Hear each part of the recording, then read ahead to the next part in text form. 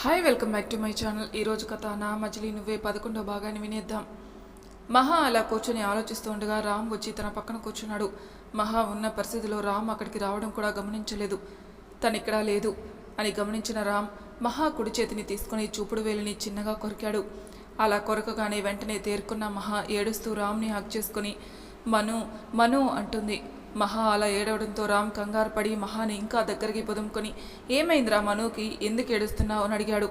మహా ఏడ్చి ఏడ్చి మాటలు రాక మను మను మను అంటుందే కానీ ఏం చెప్పలేకపోతుంది.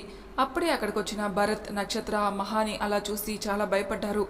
నక్షత్ర వెంటనే వాటర్ తీసుకుని రామ్కి ఇచ్చింది. రామ్ మహాకి ధైర్యం చెబుతూ తన వెన్నుమురుతూ వాటర్ పట్టించి మళ్ళీ గుండెలకి హత్తుకొని మహా చేతిలోని ఫోన్ తీసుకొని మనుకి ట్రై చేశాడు. స్విచ్ ఆఫ్ రావడంతో ఏం చేయాలో అర్థం కాక ఆలోచిస్తున్నాడు. ఇంతలో ఆర్యన్ రెడీ అయ్యి అక్కడికి వచ్చాడు. మహాన్ అలా చూడగానే చాలా బాధేసింది. వెంటనే తన దగ్గరికి వెళ్ళి మనుకి ఏం కాదురా, నేను చెప్పాను కదా, ఈ అన్నయ్య మీద నీకు నమ్మకం లేదా అని అడిగాడు. వీళ్ళు ఇలా మాట్లాడుకుంటూ ఉండగానే రేవంత్ ఒక అమ్మాయిని ఎత్తుకుని లోపలికి తీసుకొచ్చి సోఫాలో పడుకోబెట్టాడు. ఆ అమ్మాయిని చూడగానే షాక్ కొట్టినట్టు కొయ్యబారిపోయారు ఆర్యన్, మహా. ఆ అమ్మాయికి నుదురు చిట్లి రక్తం వస్తుంది. మొహం అంతా పీక్కపోయింది. ఒళ్ళంతా అక్కడక్కడ దెబ్బలు, చూడ్డానికి చాలా నీరసంగా ఉంది.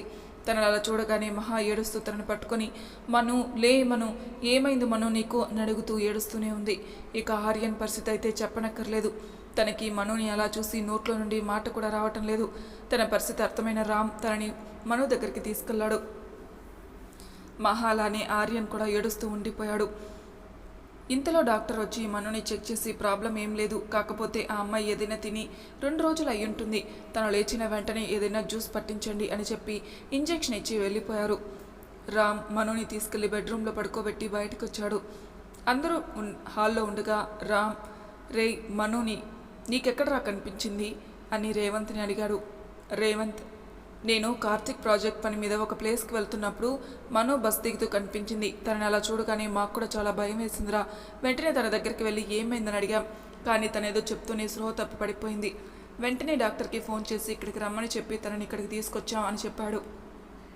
ఆ మాట విన్న తర్వాత అసలు ఏమై ఉంటుందో అర్థం కాక ఆలోచిస్తూ ఉండగా ఆర్యన్కి ఫోన్ వచ్చింది. ఫోన్లో రేయ్ సుమంత్, మనుకి ఏమైందిరా అని అడిగాడు ఆర్యన్ కంగారుగా. రేయ్ మను ఇప్పుడు నీ దగ్గర ఉంది కదా అన్నాడు సుమంత్. కానీ దానికి ఏమైందిరా అని అడిగాడు ఆర్యన్. రేయ్ ఆ శశాంక్ గాడు నీ మీద పగ తెచ్చుకోవడానికి సొంత చెల్లెని కూడా చూడకుండా మనుని కొట్టి తన దగ్గర ఫోన్ లాగేసుకుని రూమ్లో పెట్టి లాక్ చేసి ఇంటి చుట్టూ రౌడీలను కాపలా పెట్టాడు. ఈరోజు ఎవరికో ఇచ్చి పెళ్లి చేయబోయాడు. నాకు ఆ విషయం మీ ఇంటి దగ్గరున్న నరేష్ ద్వారా తెలిసి ఎవరికీ అనుమానం రాకుండా మనుని అక్కడి నుండి తప్పించి బస్ ఎక్కించానురా. నేను కూడా తనకి తోడుగా వద్దామనుకున్నాను, కానీ నేను ఇక్కడ లేకపోతే తనకి నేనే హెల్ప్ చేశానని వాడికి తెలిస్తే అమ్మ నాన్ననేమనే చేస్తాడేమని భయపడి మనసు ఒప్పుకపోయినా తనని ఒక్కదాన్ని పంపాను. పోన్లేరా, తను చేరాల్సిన చోటుకి సేఫ్గా చేరింది, అది చాలు అన్నాడు సుమంత్. ఆర్యన్ సుమంత్ చెప్పిందంతా విని కన్నీళ్లు పెట్టుకుంటూ చాలా థ్యాంక్స్ రా, అసలు నువ్వు నా మనుని సేవ్ చేసి ఉండకపోయింటే అది ఈ రోజు నాకు దక్కుండేదే కాదు. నువ్వు చేసిన హెల్ప్కి థ్యాంక్స్ రా, థ్యాంక్స్ అనే పదం కూడా చాలా చిన్నదిరా అన్నాడు. రే థ్యాంక్స్ చెప్పి మన ఫ్రెండ్షిప్ని పాడు చేయకరా. నువ్వు మను ఒకరి ఒకరు ఎంతగా ప్రేమించుకున్నారో నాకు తెలుసురా. అలాంటిది చూస్తూ చూస్తూ మనుని వేరే ఎవడో చేతిలో పెడుతుంటే ఎలా ఊరుకుంటాన్రా. అయిందేదో అయిపోయింది, ఇక జరగాల్సింది చూడు అన్నాడు సుమంత్. ఇంతలో ఏదో గుర్తొచ్చి కోపంగా పిడికిలు బిగించి ఆ మహా తల్లి ఇంట్లో లేదా అని అడిగాడు ఆర్యన్. ఆంటీ ఇంట్లో లేదురా, ఏదో తీర్థయాత్రలకు వెళ్ళిందట, అందుకే వీడి ఇంతకి తెగించాడు. లేకపోతే నీకు దక్కాల్సిన నీ ప్రాణాన్ని ఎవరో తనుక్కుపోతుంటే ఆవిడ చూస్తూ ఊరుకుంటుందా? సరేరా, నేను మళ్ళీ చేస్తాను అని పెట్టేనాడు ఆర్యన్. ఆర్యన్ ఫోన్ కట్ చేశాక జరిగింది చెప్పాడు. అప్పుడు అందరి ప్రశ్న ఒక్కటే, అసలు శశాంక్ ఎవరు? మను అయితే ఆర్యన్ మామయ్య కూతురు, తన మరదలు. వాళ్ళిద్దరూ ఒకరొకరు ప్రేమించుకుంటున్నారని అందరికీ తెలుసు. ఈ 2 సంవత్సరాల్లో మహా ద్వారా తనతో ఫోన్లో వీడియో కాల్లో చాలాసార్లు మాట్లాడారు. అందరికన్నా రామ్కి మను బాగా అలవాటైపోయింది. రోజుకు ఒకసారైనా ఫోన్ చేసి అన్నయ్య ఏం చేస్తున్నావు అని అడిగనిదే మనుకి రోజు గడవదు. తనతో మాట్లాడినదే రామ్కి ఊసిపోదు. అలాంటిది వాళ్ళ పేరెంట్స్ రావడం వలన మను గురించి అంతగా పట్టించుకోలేదు రామ్. ఇంత కలిసిపోయినా మనుకి ఒక అన్నయ్య ఉన్నాడని మహాకి కానీ ఆర్యన్కి కానీ మను కానీ ఎప్పుడూ చెప్పకపోవడం అందరికీ ఆశ్చర్యంగానే ఉంది. ఇక దాచడం వేస్ట్ అని అర్థమై జరిగిందంతా చెప్పాలని డిసైడ్ అయ్యారు ఆర్యన్. మను దగ్గర ఉండడం వలన ఇప్పుడిప్పుడే తనని వదిలి రాదని అర్థమై చెప్పడం స్టార్ట్ చేశాడు. అందరికీ షాక్ కొట్టేలా, మహా నేను సొంత అన్న చెల్లెలు కాదురా అని బాంబు పేల్చాడు. ఆ దెబ్బకి అందరూ కొయ్యబారిపోయి చూస్తూ ఉన్నారు. రామ్ అయితే అసలు ఊహించలేదు. ఇక మిగిలిన వాళ్ళ సంగతి చెప్పాల్సిన పని లేదు. వాళ్ళ పరిస్థితి కూడా అలానే ఉంది. మాది రాజానగరం. మా తాతయ్య అంటే మహా వాళ్ళ తాతయ్య రాజా విజయేంద్ర గారు కొన్ని వేల కోట్లకి అధిపతి. ఇప్పుడు ఆ ఆస్తి అంతటికి ఏకైక వారసురాలు మహారా. ఆయనకి ఒక కొడుకు కూతురు. మా నానమ్మ తాతయ్య అంటే మహా వాళ్ళ తాతయ్యకి తమ్ముడు. వాళ్ళిద్దరూ మా నాన్న చిన్నప్పుడే చనిపోవడంతో మహా వాళ్ళ తాతయ్య నానమ్మ మా నాన్నని కూడా సొంత బిడ్డలాగే సాగారు. కొన్నాళ్ళకి నానమ్మ ఆరోగ్యం చెడిపోయి చనిపోయింది. అయినా తాతయ్య అత్తయ్యని పెదనాన్నని నాన్నని సమానంగా ప్రేమగా పెంచారు. నాకు ఊహ తెలియని వయసులో అత్తయ్య ఇంట్లో నుండి వెళ్ళిపోయి ఎవరినో పెళ్లి చేసుకుంది. పెదనాన్నకి పెళ్ళైనా చాలా సంవత్సరానికి మహా పుట్టింది. మహా పుట్టక ముందు కూడా పెద్దమ్మ పెదనాన్న నన్ను సొంత బిడ్డలాగే చూసుకునేవారు. అలాగే మహా పుట్టాక కూడా నన్ను అలాగే చూసుకునేవారు. కొన్నాళ్ళకి పెద్దమ్మ చనిపోయింది. మహాకి ఏ లోటు రాకుండా పెదనాన్న బాగా చూసుకునేవారు. నాకు కూడా పెదనాన్న బాగా అలవాటైపోయారు. చెప్పాలంటే ఆయన లేకుండా నేను మహా అస్సలు ఉండలేకపోయేవాళ్ళం. ఒకవేళ పెదనాన్న ఏదైనా పనుండి పక్క ఊరికి వెళ్ళినా మా కోసం సాయంత్రానికి ఇంటికి తిరిగి వచ్చేసేవారు. అలాంటిది మహాకి 10 ఏళ్ల వయసప్పుడు ఆయన పక్క ఊరికి వెళ్ళి తిరిగి వస్తుంటే యాక్సిడెంట్ అయి చనిపోయారు. అప్పటి నుండి మహా నేను చాలా బెంగపెట్టేసుకున్నాం. మేము అంత బాధపడుతూ ఉంటే మా తాతయ్య నన్ను దగ్గరికి తీసుకుని మహాకి నువ్వు మాత్రమే ఉన్నావు, దాన్ని జాగ్రత్తగా చూసుకునే బాధ్యత నీది అని చెప్పి ఆయన కూడా గుండె నొప్పితో చనిపోయారు. అప్పటి నుండి ఆ బిజినెస్లు ఆస్తులు అన్నీ చూసుకుంటూ నాన్న అత్తయ్యని వెతికే పనిలో పడ్డారు. అమ్మ ఆవిడ్ని అమ్మ అనడం కూడా పాపమే. ఆ మహాతల్లి మా ఇద్దరిని చూసుకుంటుందనే నమ్మకంతో నాన్న మహాని ఇక్కడే వదిలి వెళ్ళారు.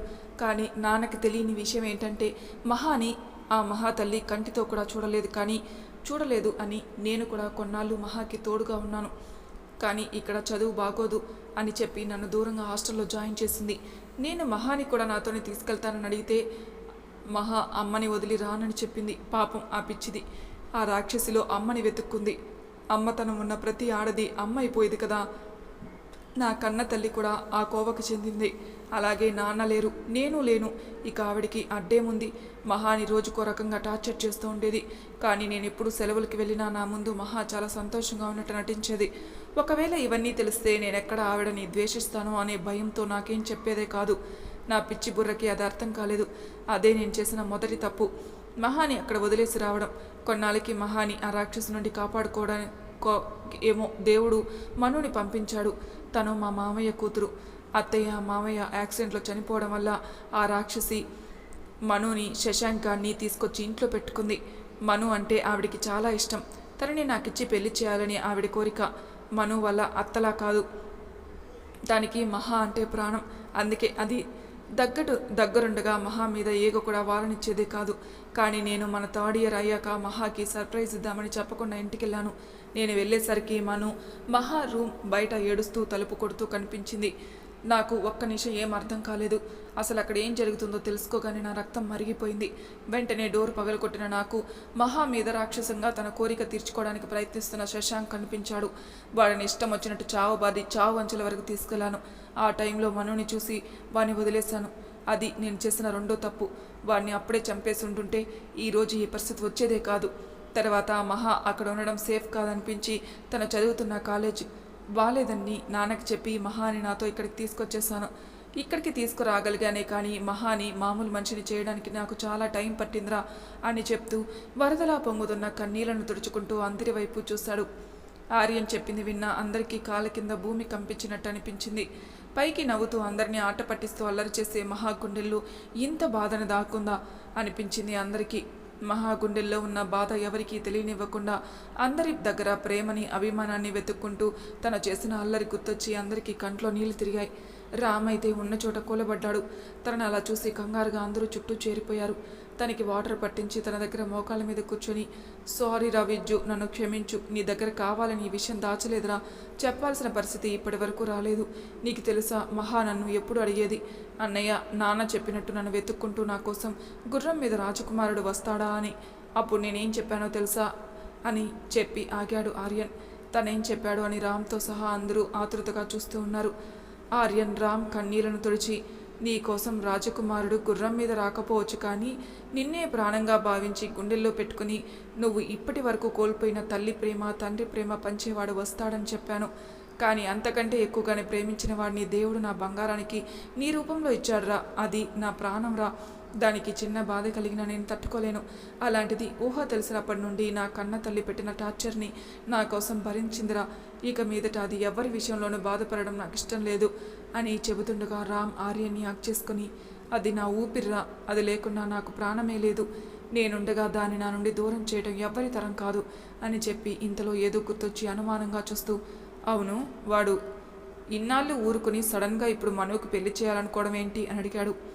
రామ్ ప్రశ్నకి ఆర్యన్ తలదించుకుని, కాదురా, వాడు అప్పటి నుండి మహాని ఏదో ఒకటి చేయాలని చాలా ట్రై చేశాడు. ఒకసారి మహా కాలేజీలో కళ్ళు తిరిగి పడిపోయింది కదా, అప్పుడు వీడిని చూసే మహా భయంతో స్పృహ కోల్పోయింది. తర్వాత 2 సార్లు కిడ్నాప్ చేయడానికి ట్రై చేశాడు. ఒకసారి నువ్వు కాపాడావు, రెండోసారి భరత్ కాపాడాడు. దాంతో వాడు ఇంతటి దారుణానికి ఒడికట్టాడు. దుర్మార్గుడు, అచ్చం అత్త పోలికలే రాక్షసుడికి అని తిట్టుకుంటూ ఉన్నాడు. రామ్ ఒక నిట్టూర్పు విడిచి ముందు జరగాల్సింది చూడడం బెటర్ అని అనుకుని బయటికి వెళ్ళి 1 గంట తర్వాత లోపలికి వచ్చాడు. ఇంతలో మనోకి స్పృహ రావడం, తనకి జ్యూస్ పట్టించడం, మహా ఆర్యన్ తనని దగ్గరికి తీసుకుని ఏడవడం, తనకి ధైర్యం చెప్పి ఫ్రెష్ అవ్వడానికి పంపించడం వరుసగా జరిగిపోయాయి. రామ్ ఆర్యన్ చేతికి ఒక కవర్ ఇచ్చి రెడీ అవ్వమని చెప్పి ఎందుకు ఏంటి అని అడిగే ఛాన్స్ ఇవ్వకుండా రూమ్లోకి పంపించి తను మనో దగ్గరికి వెళ్ళాడు.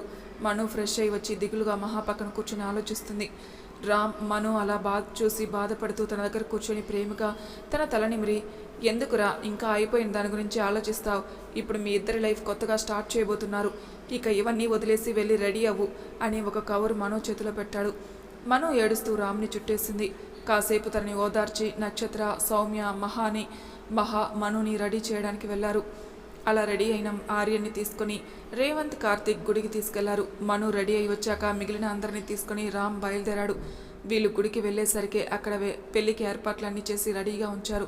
భరత్, అభి, శివ అక్కడ పెళ్లి ఏర్పాట్లు చూడగానే ఆర్యన్ కంగారు పడి, రే విజ్జు, నాన్నతో ఒక మాటైనా చెప్పలేదురా, తర్వాత ఆయన ఎలా రియాక్ట్ అవుతారో అని సంకోచంగా చెప్పాడు. ఆ మాటకి మహా, అన్నయ్య, డాడీతో నేను మాట్లాడాను, డాడీ బయలుదేరారు, రేపు పొద్దుటికి ఇక్కడ ఉంటాడు, ముందైతే ఇప్పుడు జరగాల్సింది చూడన్నయ్య అని చెప్పగానే ఆర్యన్ మనసు తేలికపడింది. పెళ్ళి అని ముందుగానే రామ్ మనుతో చెప్పడం వలన మనసు కొంచెం తేలికపడింది. కానీ ఒక్కసారిగా తన తల్లిదండ్రులు గుర్తొచ్చి కన్యాదానం చేయడానికి తనకంటూ ఎవరూ లేరని చాలా బాధగా అనిపించి కళ్ళల్లో నీళ్లు తిరిగాయి.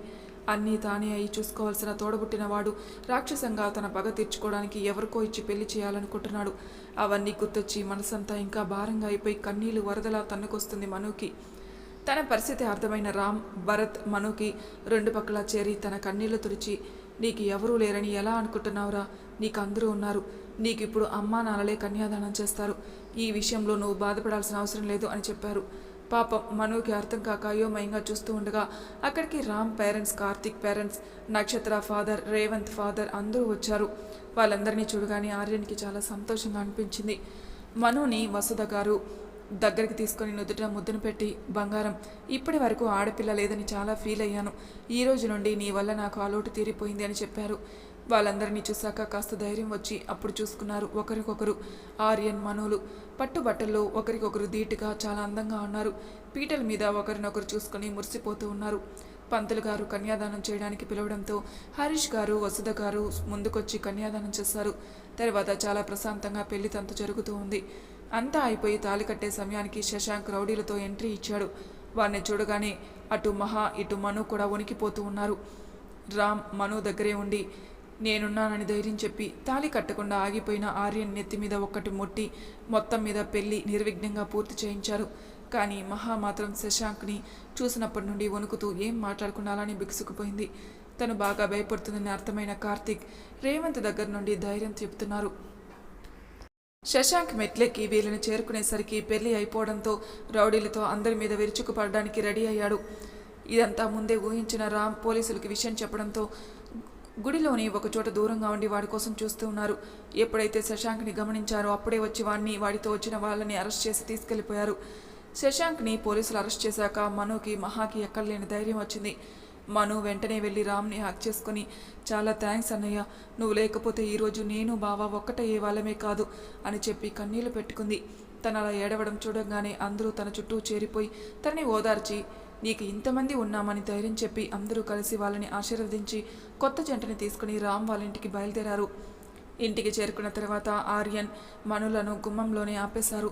మహా, నక్షత్ర, సౌమ్యలు పేరు చెబితే కానీ లోపలికి రావడానికి వీల్లేదన్నట్లు ఆట పట్టిస్తూ అల్లరి చేస్తున్నారు. మహా మళ్ళీ సరదాగా ఉండడం చూసి మురిసిపోతూ తన అల్లరిని ఎంకరేజ్ చేస్తూ వాళ్ళతో పాటు తను కూడా చేరాడు. అలా పిల్ల బ్యాచ్ అంతా ఒక్కటే గొడవ చేయడంతో ముందుగా ఆర్యన్ నేను నా భార్య మనస్వినితో వచ్చాను అని చెప్పాడు.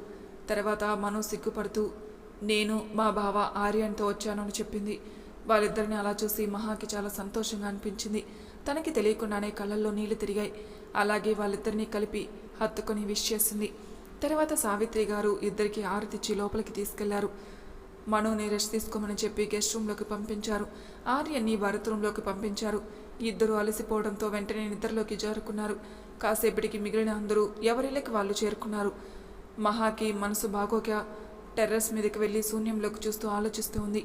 ఇంతలో తన భుజం మీద ఎవరు చెయ్యో వేయడంతో ఉలిక్కిపడి చూస్తుంది. మరి తర్వాయి భాగంలో ఏం జరుగుతుందో నెక్స్ట్ ఎపిసోడ్లో తెలుసుకుందాం. అంతవరకు నా ఛానల్ని సబ్స్క్రైబ్ చేయని వాళ్ళు ప్లీజ్ సబ్స్క్రైబ్ చేసుకోండి. లైక్ చేసి షేర్ చేయండి. మీ అభిప్రాయాలు నాకు కామెంట్ రూపంలో తెలియజేయండి. Thank you for listening.